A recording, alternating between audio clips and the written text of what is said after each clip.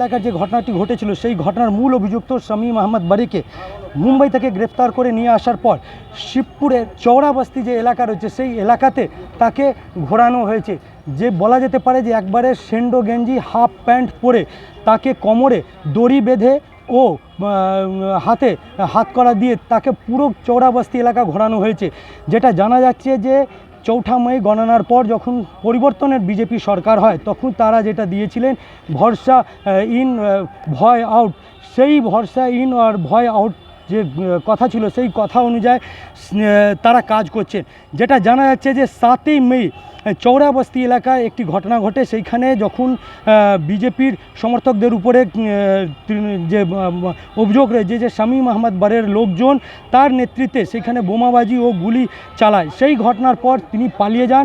তাকে দীর্ঘদিন পুলিশ তল্লাশি চালায়, পরে তাকে মুম্বাই বান্দ্রা থেকে গ্রেপ্তার করা হয়। গ্রেপ্তার করে হাওড়া নিয়ে আসার পর গতকাল হাওড়া জেলা আদালতে তোলা হয় ও আজকে তাকে হাফ প্যান্ট পরিয়ে সেই চৌরাবস্তি এলাকায় তাকে ঘোরানো হয়েছে, যেইখানে তার একবারে এক কথায় লোকজন ওঠা চলা করতেন। কিন্তু এখন পরিস্থিতি বদলে গেছে, যে পুলিশ তাকে সেই চৌরাবস্তি এলাকা তাকে ঘুরিয়েছেন ও তার যে সেখানে একটা ভয় ছিল, মানুষের মধ্যে আতঙ্ক ছিল, সেই আতঙ্কগুলো যাতে কম হয়। এর পাশাপাশি রিকনস্ট্রাকশন হয়েছে যে কোন কোন জায়গায় কী রয়েছে, তার বাড়ি ঘর ও অফিস চারদিকে ঘুরে তাকে দেখানো হয়েছে ও পায়ে হেঁটে হাঁটিয়ে তাকে চৌরাবস্তি থেকে শিবপুর থানা পর্যন্ত নিয়ে আসা হয়েছে, যাতে মানুষের মধ্যে ভয় কম হয়।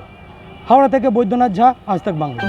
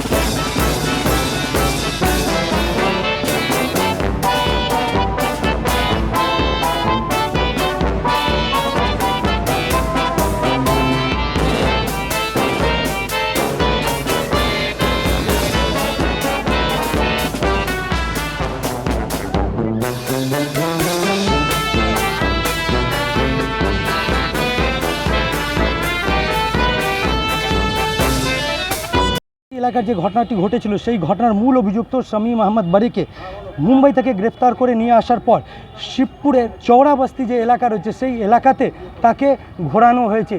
যে বলা যেতে পারে যে একবারে সেন্ডো গেঞ্জি হাফ প্যান্ট পরে তাকে কোমরে দড়ি বেঁধে ও হাতে হাতকড়া দিয়ে তাকে পুরো চৌরাবস্তি এলাকা ঘোরানো হয়েছে।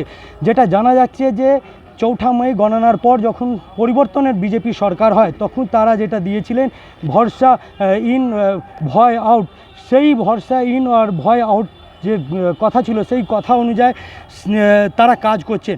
যেটা জানা যাচ্ছে যে ৭ই মে চৌরাবস্তি এলাকায় একটি ঘটনা ঘটে। সেইখানে